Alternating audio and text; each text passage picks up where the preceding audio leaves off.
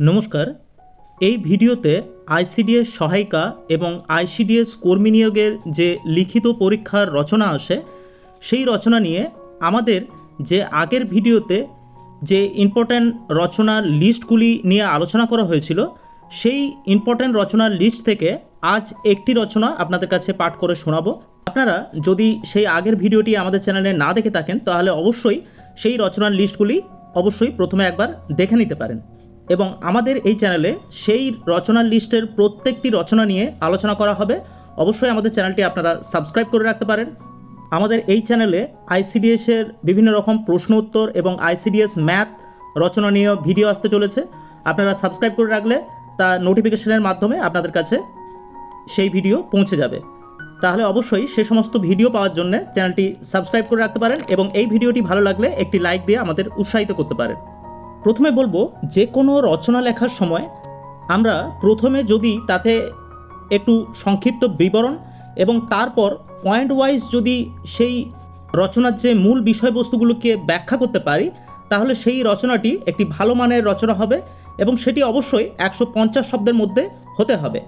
আজকের যে রচনাটি কথা বলবো আমরা এই ভিডিওতে, সেই রচনাটি হলো একজন অঙ্গনওয়াড়ি দিদির কর্তব্যসমূহ এবং আপনি কিভাবে নিষ্ঠার সাথে সেই কর্তব্য পালন করবেন। এটি কিন্তু 150 শব্দের মধ্যে আপনাদের যে আইসিডিএসের ফাইনাল পরীক্ষা হবে সেই ফাইনাল পরীক্ষার মধ্যে অবশ্যই আসতে পারে। এটি একটি গুরুত্বপূর্ণ রচনা। অবশ্যই আপনারা পুরো ভিডিওটি দেখবেন এবং রচনাটি ভালো লাগলে আপনারা সেটি খাতায় লিখে রাখবেন। পরবর্তী ক্ষেত্রে আপনাদের সেটি পড়তে সুবিধা হবে। প্রথমে এই রচনাটি লেখার আগে আপনারা প্রথমে উপরে লিখবেন একজন অঙ্গনওয়াড়ি দিদির কর্তব্যসমূহ ও আপনি কিভাবে নিষ্ঠার সাথে সেই কর্তব্য পালন করবেন সেটি প্রথমে উপরে লিখবেন এবং তারপর সংক্ষিপ্ত বিবরণ বলে একটি পয়েন্ট করবেন। সেখানে লিখবেন অঙ্গনওয়াড়ি ভারতের এক ধরনের গ্রামীণ শিশুর পরিচর্যা কেন্দ্র। এটি 1975 সালে শিশুদের ক্ষুধার্ত ও অপুষ্টি মোকাবিলা করার জন্য ভারত সরকারের ইন্টিগ্রেটেড চাইল্ড ডেভেলপমেন্ট সার্ভিসের প্রকল্পের অধীনে অঙ্গনওয়াড়ি শুরু হয়েছিল। এটি ভারতের জনস্বাস্থ্য পরিচর্যা ব্যবস্থার একটি অংশ। সাধারণ স্বাস্থ্য পরিচর্যার মধ্যে জন্ম নিয়ন্ত্রণের পরামর্শ প্রদান ও জন্ম নিরোধক প্রদান, পুষ্টি শিক্ষা ও পরিপূরক এবং প্রাক বিদ্যালয়ে কার্যকলাপের অন্তর্গত। এরপর আপনারা সেকেন্ড প্যারাতে আসবেন। সেকেন্ড প্যারাতে এসে একটি হেডিং লিখবেন, সেটি হলো একজন অঙ্গনওয়াড়ি দিদির প্রধান কর্তব্যগুলি হলো। এই হেডিংটি লিখবেন। এই হেডিংটির মধ্যে একটি সাব হেডিং করবেন, সেখানে পয়েন্ট ওয়াইজ এই রচনাটি লিখতে শুরু করবেন। পয়েন্ট ওয়াইজ প্রথম পয়েন্টটি হলো শিশুদের যত্ন ও বিকাশ। এই পয়েন্টের মধ্যে লিখবেন শিশুদের স্বাস্থ্য পরীক্ষা, টিকা দেওয়া, পুষ্টিকর খাবার দেওয়া, শিক্ষামূলক খেলাধুলা ও কার্যকলাপের আয়োজন করা। এরপর দ্বিতীয় পয়েন্টে আপনারা লিখবেন গর্ভবতী ও নবজাত শিশুর মায়েদের পরামর্শ। এই পয়েন্টের মধ্যে লিখবেন সঠিক পুষ্টি, স্বাস্থ্যসেবা এবং শিশুদের যত্ন নেওয়ার বিষয়ে পরামর্শ দেওয়া। পরের পয়েন্টে লিখবেন সম্প্রদায় সচেতনতা।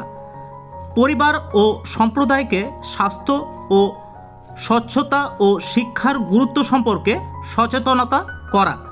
এরপর পয়েন্টে লিখবেন তথ্য সংগ্রহ ও রেকর্ড রাখা। এই পয়েন্টের মধ্যে লিখবেন শিশু ও মায়েদের স্বাস্থ্য ও বিকাশ সম্পর্কিত তথ্য সংগ্রহ ও রেকর্ড রাখা। এর পরের পয়েন্টে লিখবেন সরকারি কর্মসূচি বাস্তবায়ন। এই পয়েন্টের মধ্যে লিখবেন সরকারি শিশু কল্যাণ কর্মসূচিগুলির সম্প্রদায়ের বাস্তবায়ন করা। এর পরের পয়েন্টটিতে লিখবেন শিশুদের প্রতি ভালোবাসা ও যত্ন। শিশুদের প্রতি স্নেহ ও যত্ন দেখানো, তাদের সাথে মিশ্রিত হয়ে তাদের প্রয়োজনগুলি বোঝার চেষ্টা করা। এরপর পয়েন্টে লিখবেন জ্ঞান ও দক্ষতা বৃদ্ধি। এই পয়েন্টের মধ্যে লিখবেন নিজের জ্ঞান ও দক্ষতা বৃদ্ধির জন্য নিয়মিত প্রশিক্ষণ গ্রহণ করা। এর পরের পয়েন্টটিতে লিখবেন সম্প্রদায়ের সাথে যোগাযোগ। এই পয়েন্টের মধ্যে লিখবেন সম্প্রদায়ের মানুষের সাথে ঘনিষ্ঠভাবে যোগাযোগ রাখা এবং তাদের সমস্যাগুলি বোঝার চেষ্টা করা। এর পর পয়েন্টে লিখবেন সহকর্মীদের সাথে সহযোগিতা, সহকর্মীদের সাথে মিলেমিশে কাজ করা এবং তাদের কাছে থেকে শেখা। নিয়মিত মূল্যায়ন। পরের পয়েন্ট নিজের কাজের মূল্যায়ন করা এবং প্রয়োজনে পরিবর্তন আনার চেষ্টা করা। এরপর পয়েন্টে লিখবেন শিশুদের পুষ্টি, এই পয়েন্টের মধ্যে লিখবেন শিশুদের পুষ্টি নিশ্চিত করার জন্য তাদের বাবা মাকে পরামর্শ দেওয়া। এর পরের পয়েন্ট হলো শিশুদের শিক্ষা, শিশুদের শিক্ষার জন্য উপযুক্ত পরিবেশ তৈরি করা এবং তাদের শিখতে উৎসাহিত করা। এর পরের পয়েন্টটি হলো স্বাস্থ্য সচেতনতা, সম্প্রদায়ের মধ্যে স্বাস্থ্য সচেতনতা বৃদ্ধি করার জন্য বিভিন্ন কর্মসূচি পরিচালনা করা। এর পরে আপনারা সেকেন্ড যে প্যারা আছে সেই প্যারাতে চলে আসবেন। এখানে লিখবেন উপসংহারে বলা যেতে পারে শিশুদের সামগ্রিক বিকাশ এবং বৃদ্ধির জন্য অঙ্গনওয়াড়ি কেন্দ্রগুলি অবিশ্বাস্যভাবে গুরুত্বপূর্ণ।